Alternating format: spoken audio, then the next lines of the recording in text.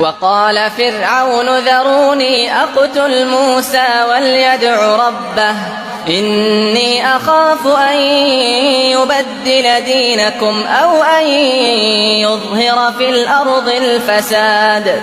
وقال موسى إني عذت بربي وربكم من كل متكبر لا يؤمن بيوم الحساب.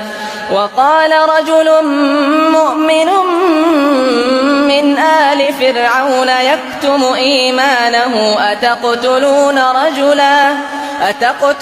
رجلا أن يقول ربي الله وقد جاءكم بالبينات من ربكم. وقال رجل مؤمن من آل فرعون يكتم إيمانه أتقتلون رجلا أن يقول ربي